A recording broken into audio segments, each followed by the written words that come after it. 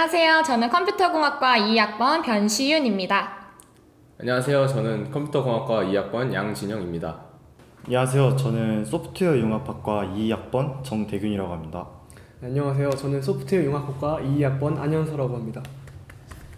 안녕하세요. 소프트웨어 융합학과 2학번 이영호입니다.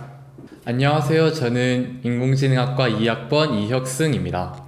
안녕하세요. 저는 인공지능학과 2학번 조민우입니다. 경희대학교 소프트웨어 융합대학은 컴퓨터공학부와 소프트웨어 융합학과로 나누어져 있습니다. 그중 컴퓨터공학부는 인공지능학과와 컴퓨터공학과로 이루어져 있습니다. 인공지능학과는 2021년에 신설된 학과입니다. 저희 과는 컴퓨터공학과의 협력을 통해 컴퓨터공학적 지식뿐만 아니라 다양한 실무 위주의 교육으로 인공지능학과의 학생들이 인공지능의 이론적 지식과 실무 경험을 두루 갖추도록 설립된 학과입니다. 또한 취업 트랙과 연구 트랙을 선택하는 제도가 있습니다. 소프트웨어 융합학과는 신산업과 신학문을 선도하며 졸업생 전원이 취업 혹은 창업을 하거나 대학원에 진학하여 우리 미래 사회를 선도적으로 이끌어 나간다는 목표를 두고 있는 학과입니다. 다른 학과와 차별된 점은 트랙 제도가 있다는 것입니다. 데이터 사이언스, 게임 콘텐츠 트랙, 미래 자동차 로봇 트랙, 융합 리더 트랙이 있고 이 트랙들 중 한 개를 선택해서 심화된 교육을 받을 수 있습니다. 컴퓨터공학 전공에는 소프트웨어 개발 분야, 인베디드 시스템 소프트웨어 분야, 네트워크 분야, 멀티미디어 분야 등의 교육을 추구하고 있습니다. 또 프로그래밍 교육은 매우 중요하고 기본적이어서 이론 및 실습을 통해 교육하고 있습니다. 네오르네상스 전형은 학생부 종합 전형입니다. 작년에는 최저 학력 기준 이하 부였지만 2023학년도 기준 최저 학력 기준이 사라졌습니다.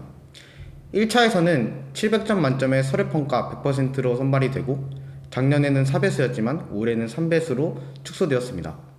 2차에서는 300점 만점의 면접평가를 추가해 총 1000점 만점을 기준으로 학생들을 선발하는 전형입니다. 경희대의 경우 K-소프트웨어 인재 전형이라는 이름으로 소프트웨어 특기자 전형을 운영하고 있습니다. 수능 최저 없이 생기부와 20페이지 분량의 포트폴리오 그리고 자소서를 바탕으로 학생들을 모집하고 있습니다. 포트폴리오의 경우 최대 20페이지라는 조건 외에 완전 자유 형식을 띠고 있습니다. 내가 코딩 좀 한다 하시면 소프트웨어 특기자 전형을 도전해보세요. 저 같은 경우는 공부를 잘해서 경희대에 오게 된 케이스는 아닙니다. 제 내신 성적은 평준화 일반고에서 3.57의 성적을 받았습니다. 대신 학교에서 다양한 활동을 해보려고 노력했습니다. 제가 지원한 학과에 대한 활동으로 패션 엠니스트 데이터를 활용해 로지스틱 회계를 이용해서 다중분류 모델을 구현해 보았습니다. 특히나 제가 나왔던 고등학교는 수학 문제가 어렵기로 유명한 학교였는데 그래서 수학 성적이 인공지능학과에 지원했음에도 불구하고 가장 낮은 수학 등급이 확률과 통계 6등급으로 많이 낮았습니다.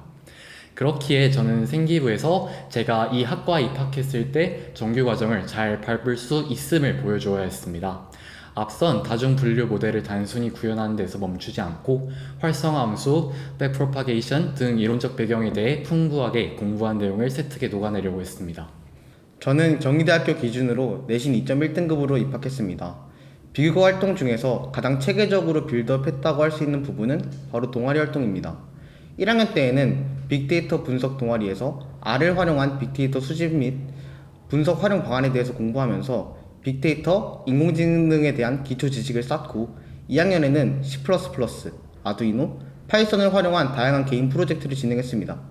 3학년에는 C++를 활용해서 학교 공용 와이파이 패킷 분석 프로그램 제작과 채팅 프로그램을 제작해서 그룹 프로젝트를 진행하며 경험을 쌓는 활동으로 비교과 활동을 구성했습니다. 비교과 활동 같은 경우에는 매 학기 대부분의 과목에서 하나의 프로그램을 만들어서 발표하는 식으로 과제책을 채웠습니다. 대부분의 친구들이 이론적인 부분을 공부해서 보고서를 내거나 발표하는 형식으로 과제책을 채우는 걸로 알고 있는데요. 혹시 그것도 좋은 방법이긴 하지만 본인이 프로그램을 만들 줄 안다면 직접 관련된 프로그램을 만들어서 발표하는 것도 좋습니다.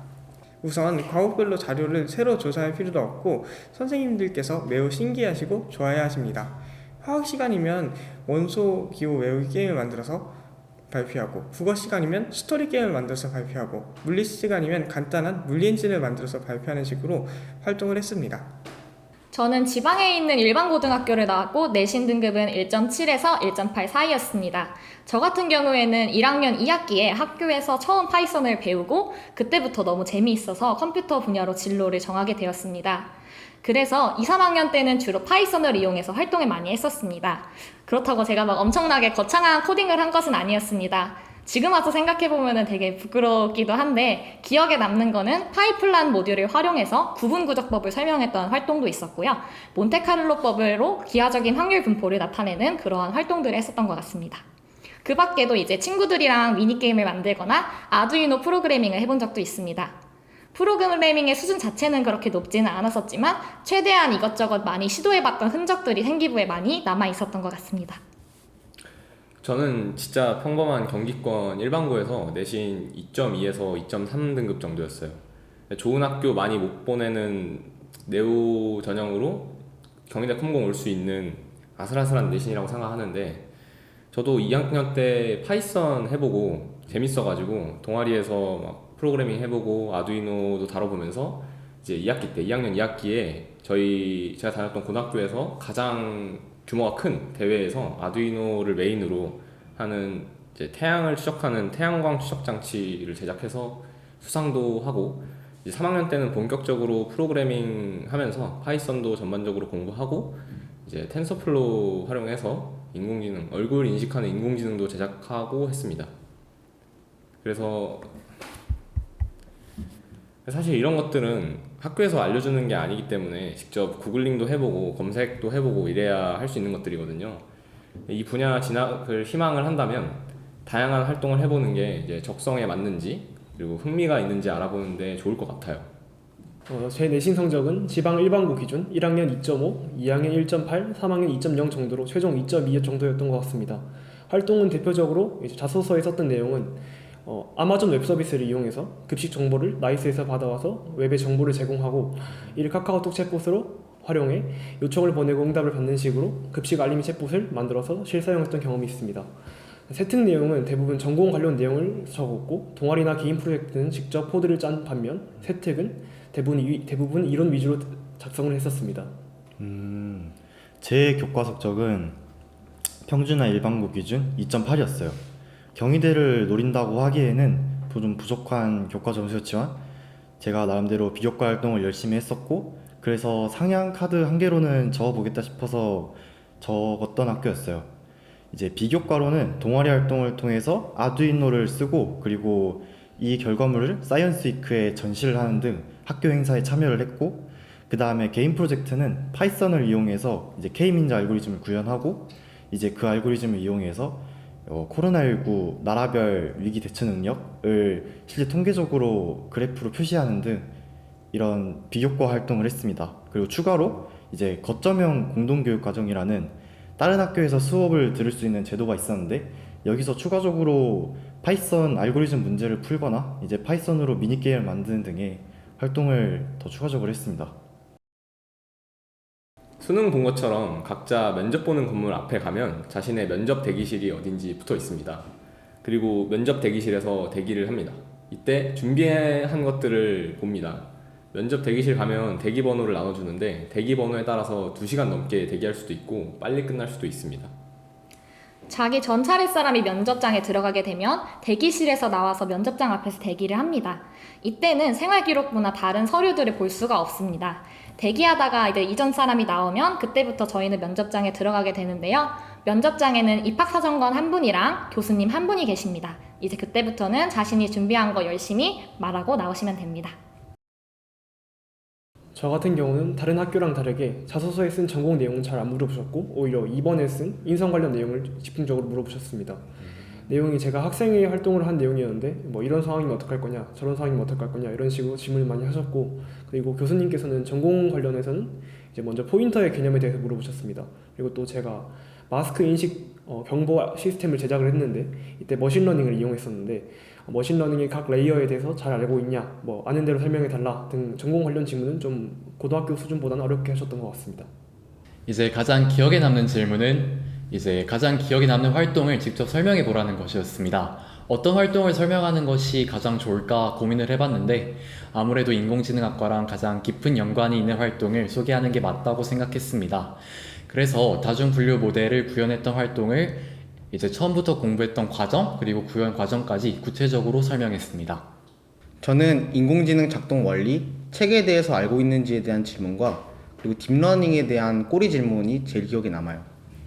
제가 고등학교 3학년 2학기 때 학교에서 점심 먹고 영어 듣기 하는 그 사이 시간에 매일매일 인공지능 관련된 책을 읽고 정리를 했습니다. 그리고 제가 이런 책을 읽으면서 과연 이런 시간들이 쓸모가 있을까라는 생각을 했는데 그런 시간들 덕분에 제가 면접에서 잘 질문을 답변한 것 같아서 굉장히 뿌듯합니다.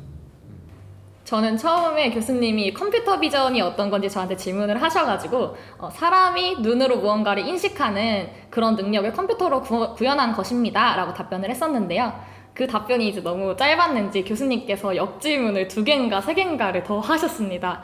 제가 이제 기억이 나는 거는 컴퓨터 비전이 어디에 쓰이냐, 또 컴퓨터 비전 분야에 대해서 아는 것이 있느냐 이렇게 질문을 하셨습니다. 뭔가 교수님께서 원하신 답변은 이 컴퓨터 비전 분야라고 하면 뭐 오브젝트 디텍션이나 아니면은 이미지 캡셔닝 이런 것들을 답변하기를 원하셨던 것 같은데 저는 그 분야를 정확하게 알지 못해서 그냥 자율주행 자동차나 의료 서비스 등에 활용된다 이런 식으로 답변을 두루뭉술하게 하고 넘어갔던 것 같습니다. 소프트웨어 융합학과는 데이터 사이언스 트랙, 미래 자동차 로봇 트랙, 게임 콘텐츠 트랙 이렇게 3가지 트랙을 운영하고 있습니다. 면접 질문으로는 어떤 트랙을 희망하는지 물어보는 질문이 나왔고 저는 초등학생 때부터 게임을 만들었는데 제가 만든 게임을 다른 사람이 플레이하는 게 행복했다고 답변을 했습니다. 3가지 트랙을 운영하는 것이 소프트웨어 융합학과의 특색인 만큼 면접 때문만이 아니더라도 꼭 한번 어떤 트랙을 희망하는지 생각해 보시길 바랍니다. 저는 앞에서 면접 보신 분이 나오자마자 우신 거 보고 엄청 긴장하고 들어왔었습니다. 근데 저 면접 보고 나서 커뮤니티에 사람들이 엄청 쉬웠다고 하길래 떨어졌겠구나 생각을 했었는데 집으로 내려가는데 합격 통보가 와서 깜짝 놀랐었습니다. 제가 면접을 볼 때 받았던 번호가 623번이었는데 그걸 아직도 기억하고 있어요. 623번 자리가 교실 중간에 있었거든요. 그래서 나는 면접 순서가 중간인가 보다. 딱 좋네 이 생각을 제가 하고 있었는데 정말 상상치도 못한 순간에 저를 부르시는 거예요. 623번 면접 준비해주세요 이렇게 부르셔가지고 저는 그 많은 사람들 중에서 하필 중간 자리에 앉아있었던 제가 1번이 될 거라고는 전혀 예상하지 못했습니다. 2시 면접을 저희가 시작을 했는데 2시 10분에 면접이 끝나고 바깥으로 나왔어요. 나오자마자 제가 엄마한테 바로 전화를 걸었어요. 엄마한테 전화를 걸었는데 엄마가 제가 면접을 못 본 줄 알고 엄청 심각하게 전화를 받으시는 거예요. 면접이 엄청 빨리 끝나서 근데 시간이 붕 떠버린 바람에 저는 이제 그 덕분에 서울에 가서 가족들과 함께 즐거운 시간을 보내다가 집에 돌아갔던 기억이 있습니다. 저는 면접 볼 때 교수님이 질문을 하셨는데 목소리가 작으셨던 건지 제가 긴장을 해서 그랬는지 잘 모르겠는데 질문에서 이제 몇몇 단어들만 알아듣고 질문을 제대로 못 들었거든요. 그때 최대한 침착하게 엄청 짧은 사이에 들은 단어들로만 이런 질문이겠거니 하고 생각하고 대답을 했거든요. 아마 그 상황에서는 안전하게 질문을 다시 요청드리는 게 맞았었을 것 같은데 저는 그 당시에 질문을 다시 안 하는 게 좋을 것 같아가지고 도박을 좀 했죠. 여러분들은 그러지 마세요. 이 추측한 질문이 맞았으니 다행이지 만약에 아니었으면은 정말 엉뚱한 대답을 하게 됩니다. 아까 경희대학교 면접에 대해서 설명하면서 길어봤자 2시간 정도 걸릴 거라고 하셨는데 저는 면접 2시에 들어가서 5시 30분에 나왔거든요. 그래서 그렇게 늦게 걸릴 수도 있으니까 조심하세요. 네.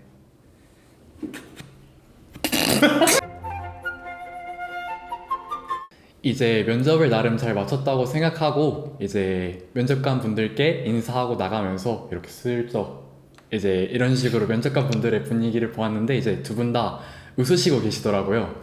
그래서 막 끄덕끄덕하고 이 학생은 적합한 인재군 이런 느낌이길래 속으로 와 이건 됐다 라고 생각하면서 집으로 돌아가는 차 안에서 이제 아빠한테 막 아빠 나 진짜 면접 찢었어 이러면서 얘기를 했던 기억이 났습니다.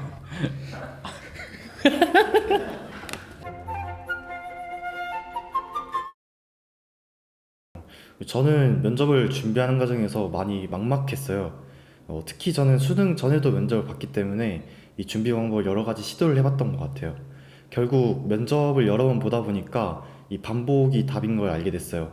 이 같은 질문에 답을 외우는 걸 반복하는 것도 중요하지만 다양한 질문을 해주는 사람을 붙잡고 최소 20분 이상 질문을 받다 보면 면접이라는 상황에 익숙해지는 것 같았어요. 두 자릿수 덧셈을 잘하는 자신감 있는 초등학생과 세 자릿수 덧셈을 잘하지만 자신감 없어하는 초등학생이 있다고 하면 여러분은 누굴 뽑으실 건가요?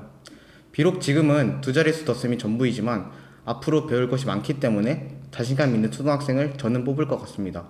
교수님들이 저희를 바라보는 시선이 딱 그 정도일 거예요. 면접에서는 무조건 자신감이 1순위예요.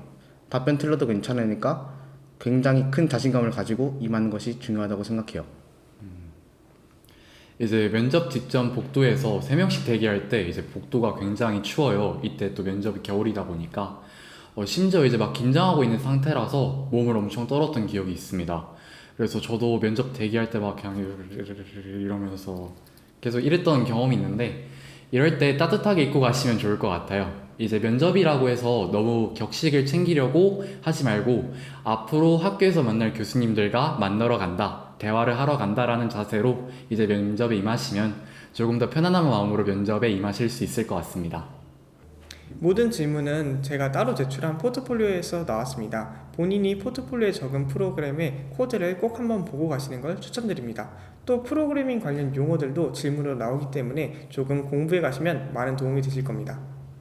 그 면접 준비하실 때 모의 면접 하면서 자기 영상을 정면에 나오게 동영상을 한번 찍어보세요. 맞아요. 이거 진짜 도움 많이 돼요. 솔직히 모의 면접 할 때도 긴장 좀 돼서 인식하지 못하는 안 좋은 습관 같은 게 나오거든요.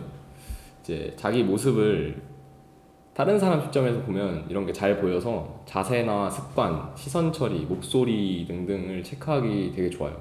저도 실제로 막 이제 무릎 쓸고 하는 거랑 침 삼키고 이런 거 체크해서 고쳤습니다.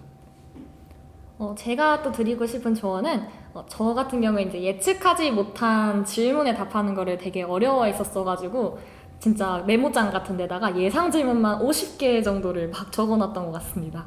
네, 사실 이제 이렇게까지 할 필요는 없지만 예상 질문을 몇 개 뽑아가지고 생기부에 이제 어떤 내용을 뽑아가지고 답을 할 건지 간단하게 정리해보는 게 도움이 많이 됩니다. 이게 많은 질문들을 대비할 수 있다는 거에도 도움이 많이 되지만 본인 생기부에 어떤 내용이 있었는지 머릿속에 깔끔하게 정리가 되기 때문에 도움이 됩니다. 또 사람마다 또 스타일이 다를 수는 있는데 저 같은 경우에는 대본을 쓰면 오히려 임기응변이 조금 더 어려워진다는 느낌을 받아서 자기소개나 지원 동기 같은 중요한 문항들을 제외하고는 대본을 굳이 쓰지 않았습니다. 그래서 어떤 내용을 말해야겠다 간단하게 몇 줄만 적어놓고서 면접을 이제 준비를 했었는데 대본을 안 쓰면 확실히 자연스러운 게 장점인 것 같습니다. 열심히 준비하신 만큼 좋은 결과 있을 겁니다. 화이팅! 2024학년도 경희대 면접을 보시는 모든 분들의 합격을 기원합니다. 화이팅 하세요. 컴퓨터공학과 들어오시면은 진영이가 맛있는 밥 사준다고 하니까 끝까지 최선을 다해서 면접에 임해주셨으면 좋겠습니다. 와서 아는 척 하면 밥 사드리겠습니다. 저도 사드릴게요.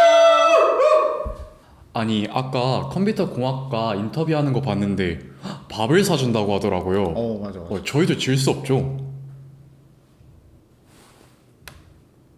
그러면은 저희는 술을 사도록 하겠습니다. 이거 목사님이 보시면 안 되는데. 아이 괜찮아요, 괜찮아. 카드만 주고 가세요, 카드만. 그럼 저는 카드만 주고 가는 걸로 할게요. 네.